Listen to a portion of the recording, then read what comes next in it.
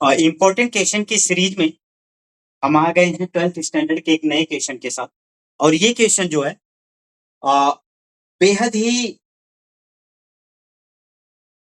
Serious type का question है। बेहद सीरियस मतलब ऐसे क्वेश्चन बोर्ड एग्जाम में बच्चों को कंफ्यूज करने के लिए दिए जाते हैं और उनके पॉइंट्स ऑफ व्यू को ये देखा जाता है कि उनका पॉइंट ऑफ अप्रोच क्या है एग्जाम को लेकर के। क्योंकि एग्जामिनर ये जानना चाहता है, यहाँ जानना चाहता है कि जो स्टूडेंट है वो 12th स्टैंडर्ड के मैथ का क्या अप्रोच रखता है। क्योंकि यहाँ थोड़ी सी सेटिंग है और dx है यहाँ। अब tan inverse 1 minus cos x upon 1 plus cos x. अगर इंटीग्रल के पोर्शन में टोटल ओवरऑल अगर 12th स्टैंडर्ड में देखा जाए, सीबीएसई इवन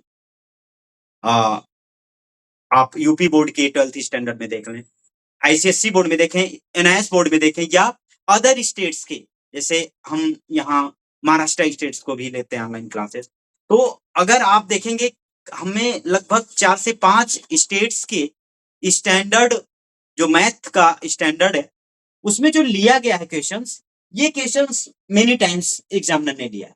और इस क्वेश्चन का मेन पर्पज ये है कि एग्जामिनर तो जो है बच्चों के पॉइंट्स ऑफ व्यू को देखना चाहता है, उसके मैथ्स के अप्रोच को देखना चाहता है। तो आइए देखते हैं।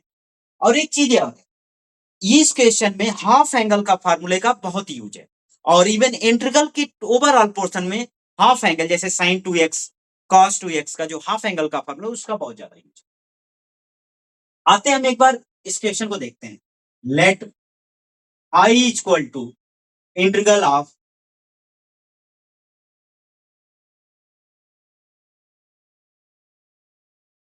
tan inverse root 1 minus cos x upon 1 plus cos x हमारे पास ये है सोल्यूशन। सोल्यूशन और हम चाह रहे हैं इसे हाफ एंगल में ब्रेक कर दें। हाफ एंगल का फार्मूला हम थोड़ा सा आपको बताएंगे और ये क्लियर करेंगे कि हाफ एंगल के फार्मूले का फॉर्मेशन कैसे करते हैं। पहले आप जान लो कि cos 2x का फार्मूला क्या कहता है, cos square x minus sine square. अच्छा, ये हाफ एंगल का फार्मूला है, कैसे प्रूफ होता है?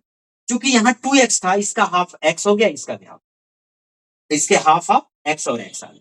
सिमिलर वे में अगर हम ये लिखना चाहें कि cos x इक्वल टू क्या होगा, तो हम लिख सकते हैं cos square x by 2 minus sine square x by 2। जब यहाँ 2x था तो इसका हाफ x और x है, जब यहाँ x है तो इसका हाफ x बाई 2 है, x बाई 2 है। That's clear. अब आते हैं, हमें चाहिए 1 माइनस कॉस एक्स मीन्स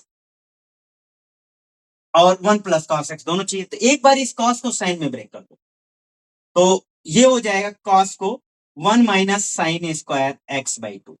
हमने फार्मूला पढ़ रखा है, क्या फार्मूला पढ़ा है, sine square x plus cos square x equal to 1। तो वहां से कॉस की वैल्यू साइन के फॉर्म में हमने कर लिया, minus sign square x by. अब ये साइन साइन ऐड हो गया तो ये हो गया 1 minus 2 sign square x by, और ये कॉस एक्स के इक्विवेलेंट।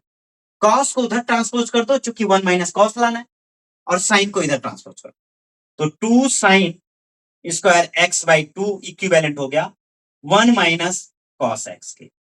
एक फार्मूला हमारा ये हो गया, नोमिनेटर में जो यूज करेंगे वो। अब एक बार इसे क्या करते हैं, कॉस में कन्वर्ट कर लेते हैं, कॉस के टर्म में।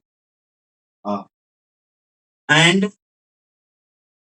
क्या लिख सकते हैं, cos x equal to cos square x by 2, ये माइनस इस साइन को भी हमने कॉस में चेंज कर दिया तो 1 minus cos square x by.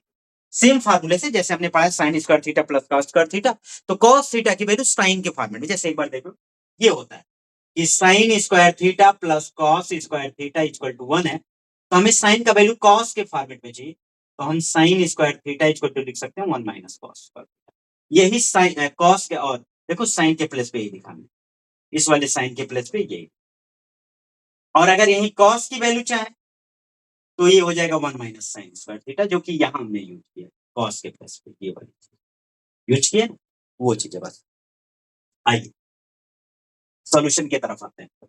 अब क्या कहता है, कह रहा है कि इस माइनस के अंदर मल्टीप्लाई करें, तो ये हो गया बच्चा हमारा cos x equal to cos square x by two minus 1 हो जाएगा, plus cos square x by cos square add करो और 1 को इधर ट्रांसफर करो, तो 1 प्लस cos x इक्विवेलेंट हो गया 2 cos square x by to.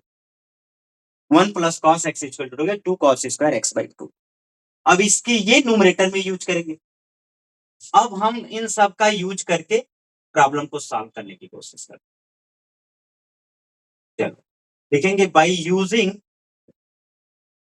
Half angle formula in numerator and denominator.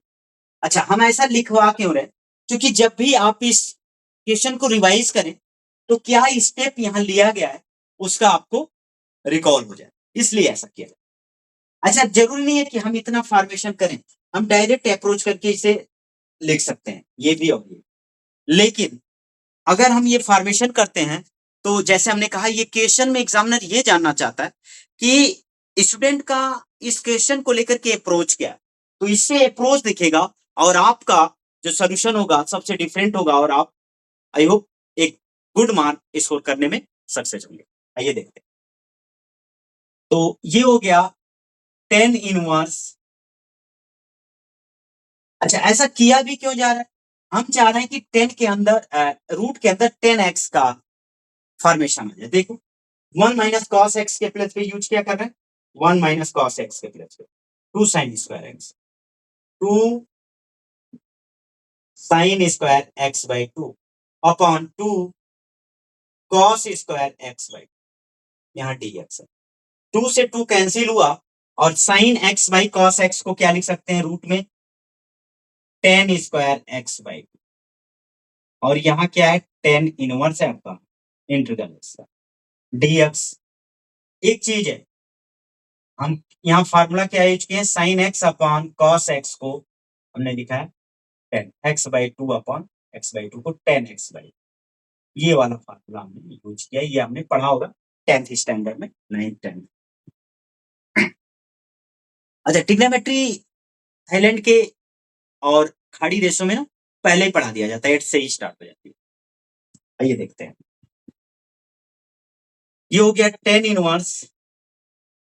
अब ये स्क्वायर बाहर आ जाएगा, ये स्क्वायर से रूट, इसका स्क्वायर रूट हो जाएगा